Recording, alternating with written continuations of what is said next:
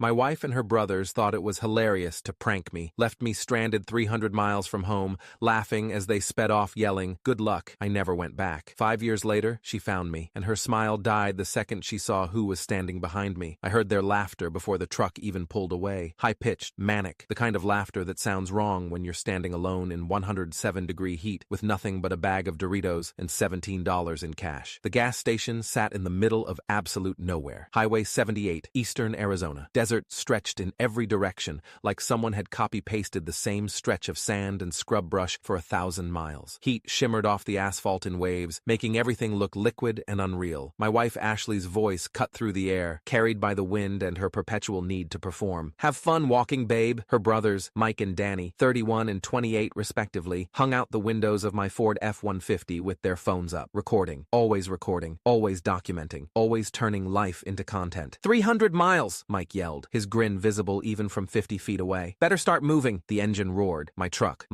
the one I'd made payments on for 4 years, kicked up a cloud of dust that turned the world orange. They were gone. I stood there in the parking lot of the Sundown Gas and Convenience holding a bag of Cool Ranch Doritos I'd just bought with the last of my pocket cash. My wallet was in the truck. My phone was in the truck. My water bottle was in the truck. My sunscreen was in the truck. My dignity was in the truck. Everything was in the truck. They'd asked me to pump the gas while they went inside to grab drinks and use the bathroom. Ashley had kissed my cheek right before I got out. "You're the best," she'd said. Her lips were sticky with the cherry lip gloss she always wore. "Seriously, what would I do without you?" I should have known. God, I should have known. They'd been whispering all morning, giggling in the back seat, sharing looks in the rearview mirror, planning. This wasn't the first prank, but it was going to be the last one I'd tolerate. I'm Marcus Webb. I was 32 years old when this happened. Software developer at a mid-sized tech company in Phoenix, making $95,000 a year. I'd been married to Ashley Morrison Webb for 3 years, together for 5. I thought marriage meant partnership, protection, trust. I was wrong about all of that. The gas station clerk, a weathered man in his 60s with sunspots covering his forearms, watched me through the window. When I walked inside, the air conditioning hit me like a blessing from God himself. "They ditch you?" he asked. No judgment, just curiosity. "Looks like it." He shrugged, going back to his crossword puzzle. "They always come back, but I knew they wouldn't. Not soon. This was content. This was views. This was me suffering for their entertainment. And the longer I suffered, the better the payoff. The more dramatic my reaction when they finally rolled back up with the cameras running, the more engagement they'd get. I asked to use his phone. He slid an ancient cordless across the counter. I dialed Ashley's number from memory. It rang 4 times, then went to voicemail. Her voice, bright and bubbly. "Hey, this is Ashley. I can't come to the phone right now because I'm probably making memories. Leave a message and I'll get back to you when I can." I didn't leave a message. I tried Mike's number, Danny's number. Both went straight to voicemail. "Can I get you something?" the clerk asked. "Water? You look like you could use water." "I don't have any money. They took my wallet." He grabbed a bottle of water from the cooler behind him and slid it across the counter. "On the house. Anybody who gets ditched in this heat deserves at least that much." I drank the entire bottle in about 30 seconds. The cold water hitting my stomach felt like salvation. My phone buzzed one last time before it died. I could see the screen light up in the truck's cup holder through the dusty window. A text notification, probably from Ashley. Probably something performative. Probably something designed to look good when they posted the screenshots later. That's when I made my decision. Not in anger, not in rage, in something much colder and more permanent than that. In clarity. I'd been here before. Not physically, but emotionally. In this exact space of humiliation while they laughed. 2 years ago, Ashley had surprised me at work by showing up in a ridiculous costume. Full clown makeup, rainbow wig, the works, and proposing to me all over again in front of my entire office. I'd already said yes once. We were already married, but she wanted the video. She wanted the reaction. She wanted me to look surprised and delighted while my coworkers filmed and she racked up views. I'd smiled. I'd played along. Because that's what you do when you love someone, right? You support their dreams, even when their dreams involve humiliating you for internet strangers. 18 months ago,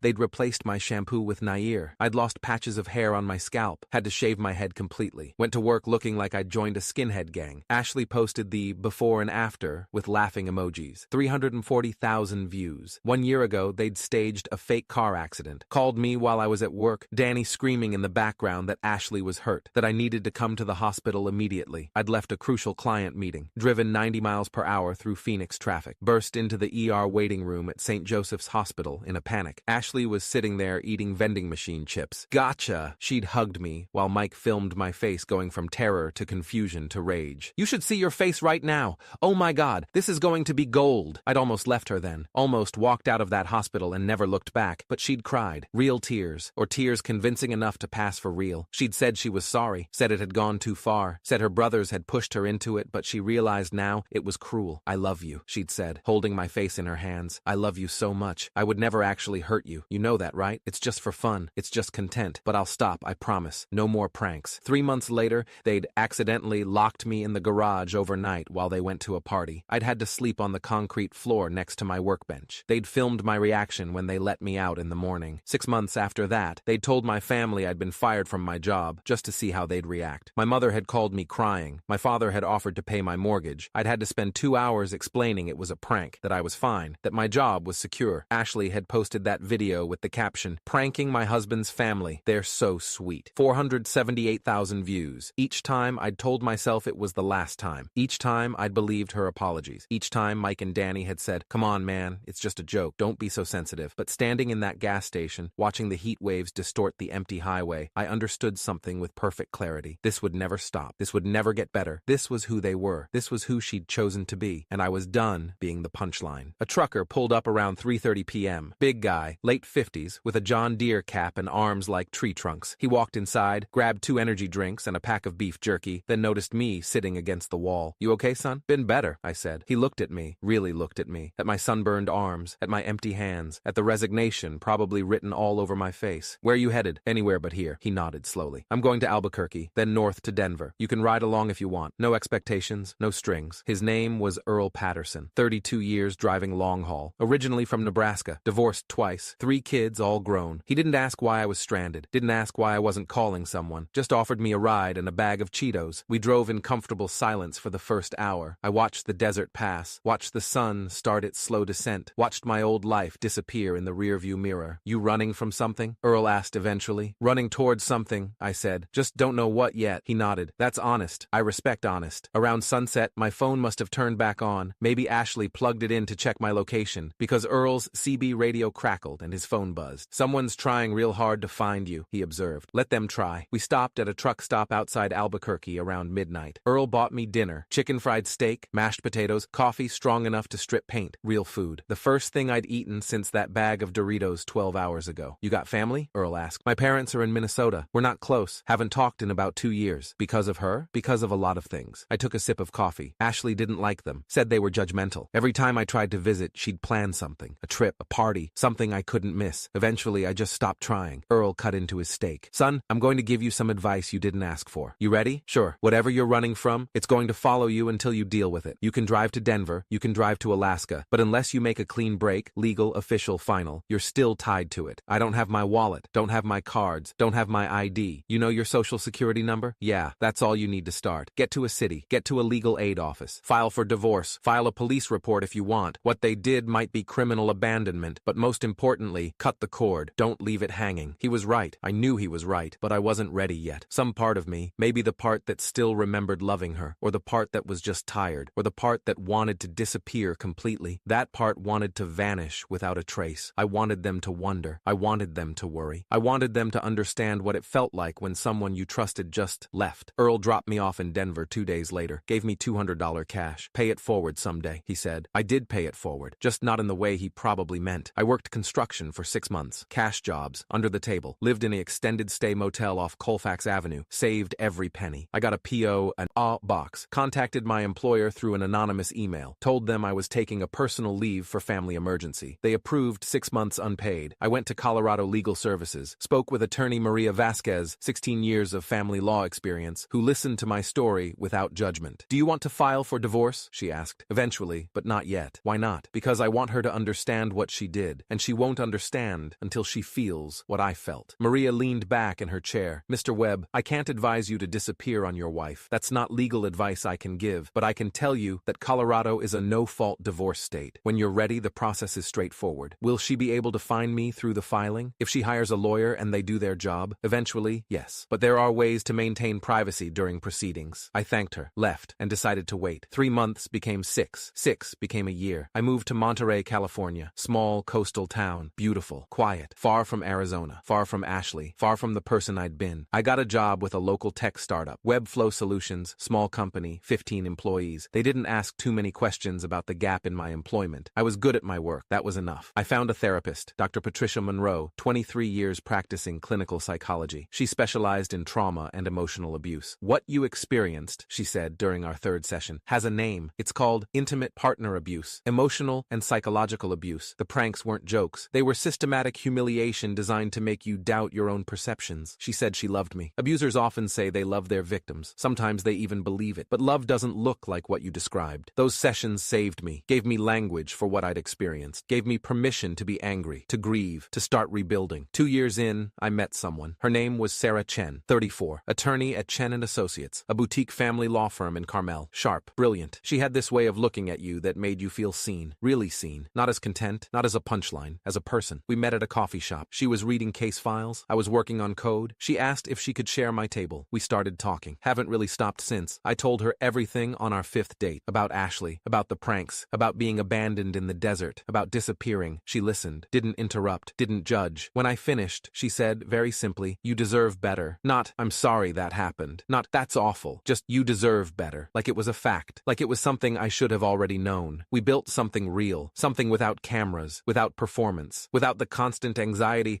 that any moment might be turned into content. 3 years into my disappearance, Sarah asked if I wanted to file for divorce. I should, I said. I know I should. But part of me wants her to find me first. Wants her to see what I built without her. Wants her to understand that I didn't just survive, I thrived. Sarah smiled. That's petty. I know. I respect petty. 4 years in, Sarah and I got engaged. Small ceremony on the beach. Her parents, my parents. I'd reconnected with them, explained everything, apologized for the distance. They understood. They'd never liked Ashley. 5 years almost to the day after that gas station, I got a call at work. Unknown number. California area code. Marcus Webb? A woman's voice. Professional. Speaking. "Mr. Webb, this is Jennifer Torres with Peninsula Private Investigations. I've been hired to locate you on behalf of Ashley Morrison Webb. Would you be willing to—" I hung up. Called Sarah immediately. They found me. "Okay," she said calmly. "We knew this might happen eventually. What do you want to do?" "I want to file. Now. Today. I want everything legal and locked down before she shows up. Come to my office. We'll handle it." We filed that afternoon. Divorce petition on grounds of abandonment and cruel treatment. California law, clean and straightforward. Sarah drafted every word herself, included documentation I'd been collecting over 5 years. Screenshots of their social media posts, the prank videos, all still public, all still monetized. They'd made thousands of dollars off my humiliation. Mike's channel, Epic Pranks, had 2.3 million subscribers. The desert abandonment video had 743,000 views. We also filed a civil suit. Intentional infliction of emotional distress, theft of vehicle, criminal abandonment, the therapist's records from Dr. Monroe, the timeline of abuse, 5 years of evidence. "This is comprehensive," Sarah said, "and devastating. Are you sure you want to go this hard? They went hard on me for years. This is just accountability." She kissed me. "Then let's make sure accountability sticks." 2 days later, on a Tuesday afternoon, I was waiting in the lobby of Sarah's office building. We had a meeting with a different client. I was just killing time, scrolling through my phone. The elevator doors opened. Ashley stepped out. I saw her before she saw me. She looked different, older, tired. Her hair was shorter. She'd lost weight. She was wearing expensive clothes, but they hung wrong, like she'd bought them for someone else's body. Then she saw me. Her whole body froze. Her mouth fell open. Her phone slipped from her hand and clattered on the marble floor. "Marcus?" The word came out broken, disbelieving. I didn't move, didn't smile, didn't give her anything. She rushed toward me, tears already forming. The performance began, because everything with Ashley was a performance. "Oh my God! Marcus! I've been looking everywhere! I hired a private investigator. I've been so worried.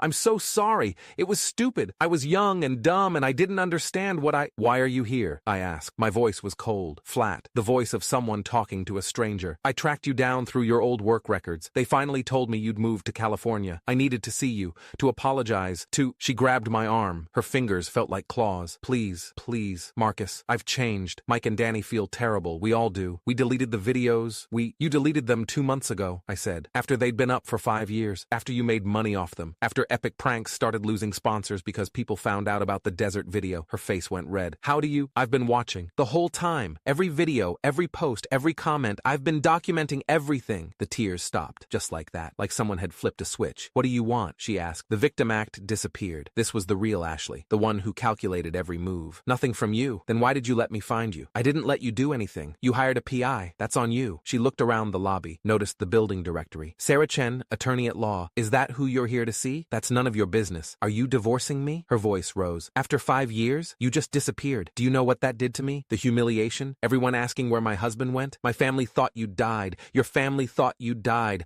I'm a victim here too." I almost laughed. Almost. "Humiliation?" "Yes. My channel lost followers. Mike's sponsors dropped him. Danny couldn't get partnership deals. We lost every everything because you just vanished. Good, I said simply. Her face twisted into something ugly. You're pathetic, you know that? You couldn't handle a joke. You couldn't handle— The elevator dinged behind me. Sarah stepped out. Professional, polished, power suit, heels that clicked on marble like punctuation marks. She walked straight to my side and kissed my cheek. Ashley's eyes went wide. Who is this? Sarah extended her hand. The left hand, the one with the engagement ring. 3 carats, princess cut, impossible to miss. Sarah Chen, Marcus's fiancée, and his attorney. I watched the blood drain from Ashley's face, watched her mouth open and close like a fish, watched 5 years of assumptions shatter in real time. Attorney? Ashley whispered. Sarah pulled a folder from her briefcase, the one we'd prepared yesterday, the one we'd hoped we'd need. We filed for divorce this morning. You'll be served within the week. We're citing abandonment, emotional cruelty, and systematic abuse. You can't— We did. Sarah's voice was professional, calm, the voice of someone who'd done this 1,000 times. You'll also be served with a civil suit, intentional infliction of emotional distress, criminal abandonment, theft of vehicle, false imprisonment, remember the garage incident, and unlawful monetization of humiliation content. That's not— You can't prove— Your brothers posted the videos publicly. Sarah pulled out her tablet, showed Ashley the screen. This is the desert abandonment video. 743,000 views. It's been preserved as evidence, along with 47 other videos showing documented abuse. Ashley stumbled backward. Those were jokes, pranks. Everyone knew. California Penal Code 368B1 defines abuse of a dependent adult, Sarah continued. While Marcus doesn't qualify as a dependent adult, California also recognizes emotional abuse in divorce proceedings, which is what we're filing. Additionally, civil law in California provides remedies for IIED when someone intentionally engages in extreme and outrageous conduct. She handed Ashley the folder. Everything's in there. The filing, the evidence, the documentation from his therapist, the timeline, the financial impact analysis showing he lost approximately $18,000 in work due to stress leave following your pranks, and the police report. Police report? Ashley's voice cracked. Marcus filed a report last week. Criminal abandonment. The Maricopa County Sheriff's Department is reviewing. They might press charges. I pulled out my phone, showed Ashley a screenshot of the police report. Case number 2024 MC 847392. Filed with Deputy Robert Martinez, 17 years with MCSD. You wanted me to let it go, I said quietly. I did. I let go of you, but the law doesn't forget. Ashley looked at me, at Sarah, at the folder in her shaking hands. Marcus, please, I came here to apologize.